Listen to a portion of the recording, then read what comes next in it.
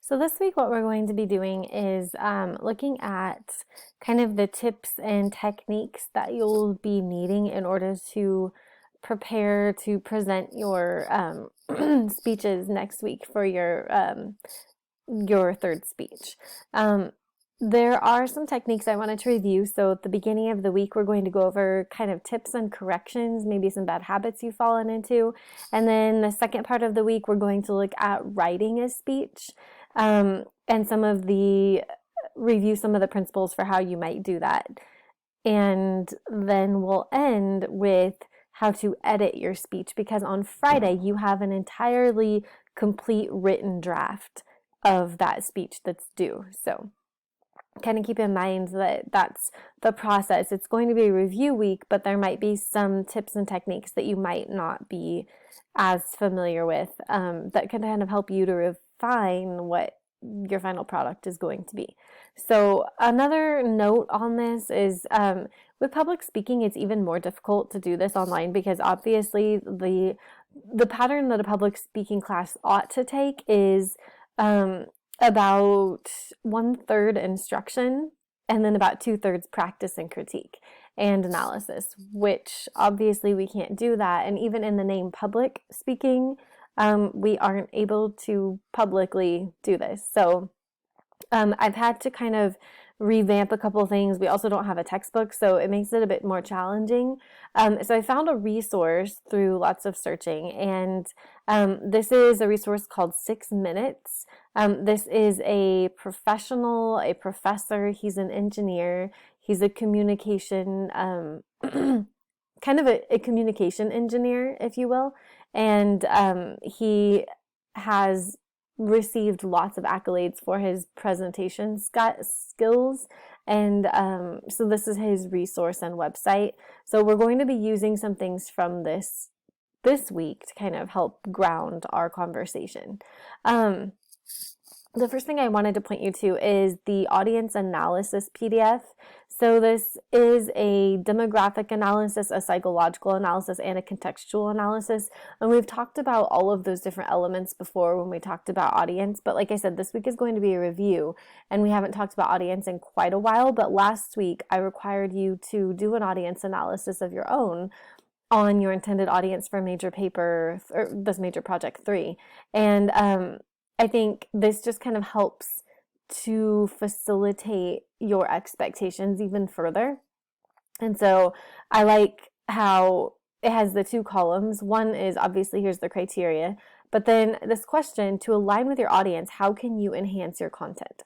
So this is asking you to very specifically find an intentional point where you will be able to address that bent in your audience, and how your presentation is going to address that particular belief or value system in their demographic.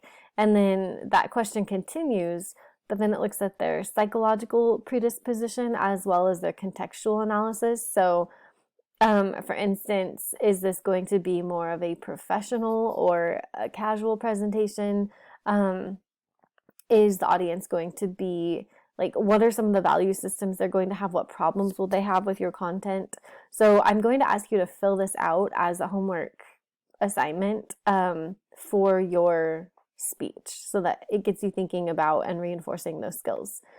All right, so the first thing I want to talk about this week is this article about 10 presentation habits that you need to unlearn. Not all of them are particularly directly relevant to what we're talking about, but many of them are.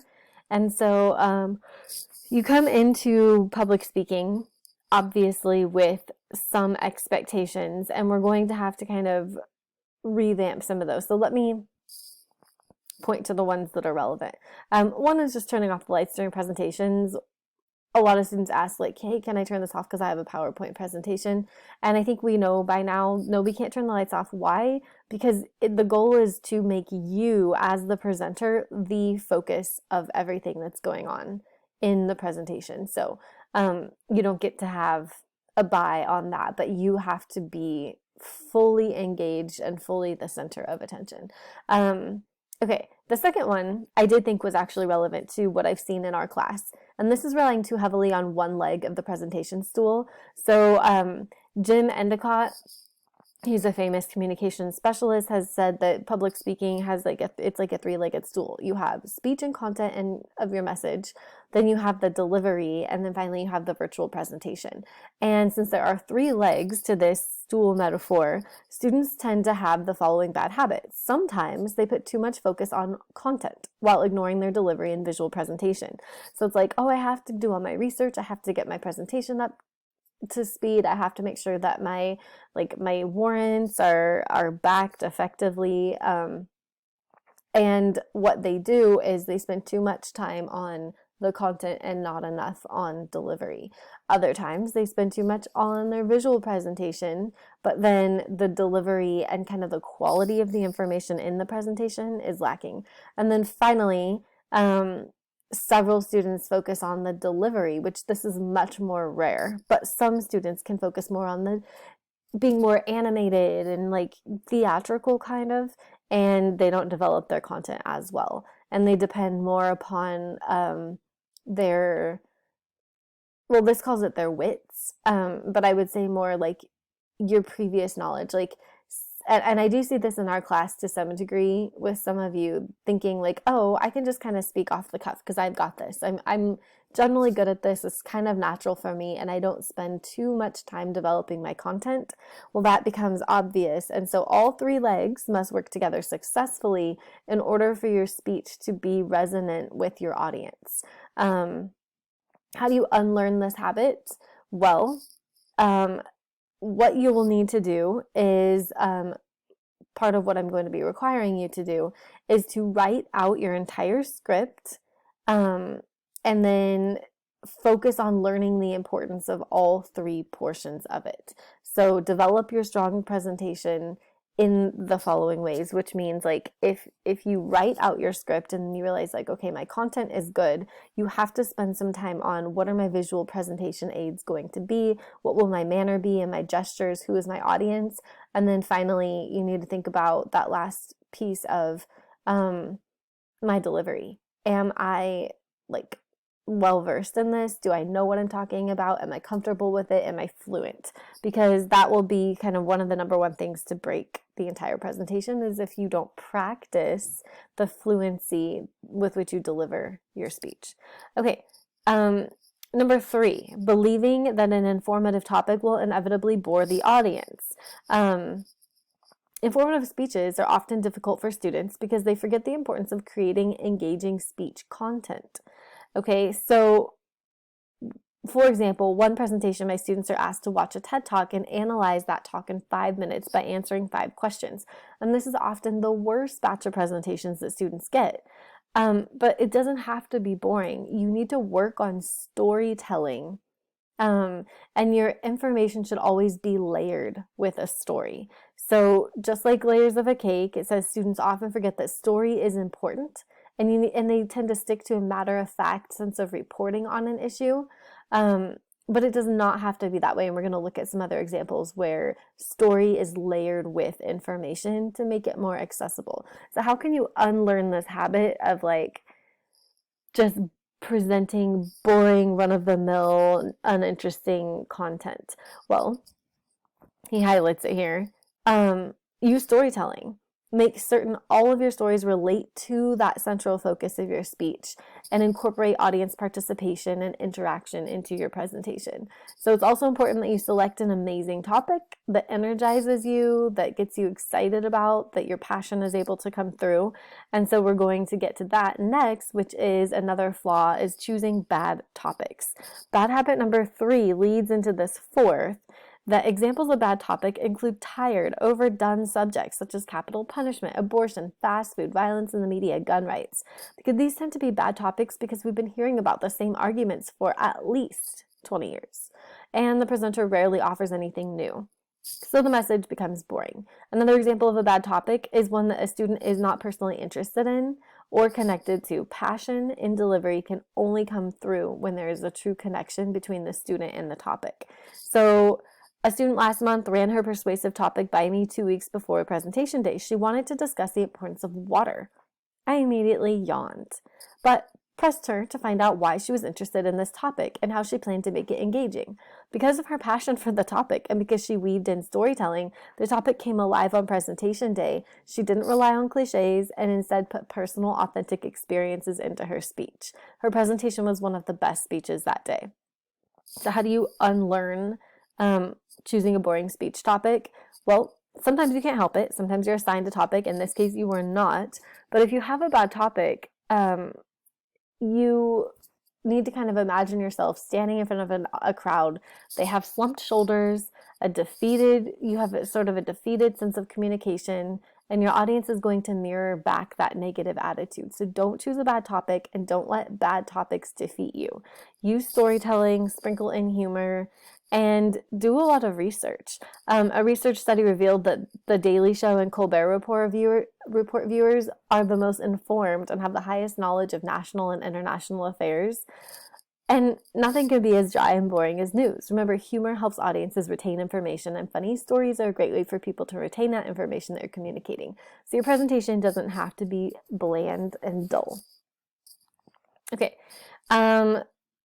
You will be writing a script. Please don't read the script.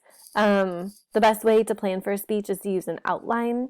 And so you have an outline due, and then you were to create that into a full written version of your speech. You're going to edit that, and then you create your speaking outline. And then lastly, not to be underestimated, is the element of practice. So you really need to do that. Okay, so those are the most commonly violated practices and bad habits that need to be rethought through. Okay, we're going to go to the next slide, which is 6 communication barriers and how you can avoid them. So obviously communication is what we're doing. It's a public speaking class. We're trying to communicate one idea or concept or bit of information and relay it to somebody else. And so how are you communicating? This article argues that most individuals are unaware of the static they create when they communicate. Well, what do I mean by static? Static is created when what you say is inconsistent with how you say it. For example, suppose you're having a conversation, the other person says in a boring, monotone voice, "I'm so excited to have this opportunity to work with you." Their facial expressions are lifeless. They never look you in the eye while they're fidgeting with a pen.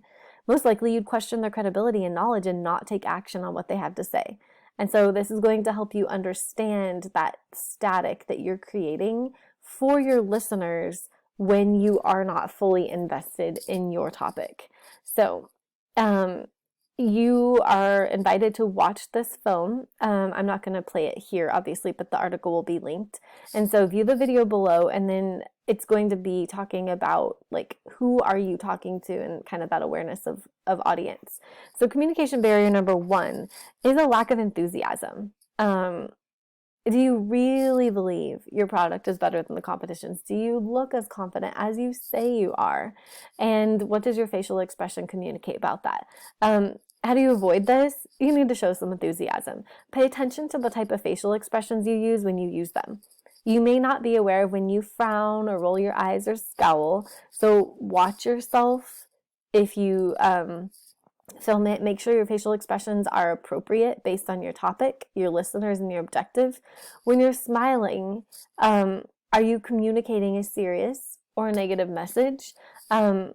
What is your facial expression?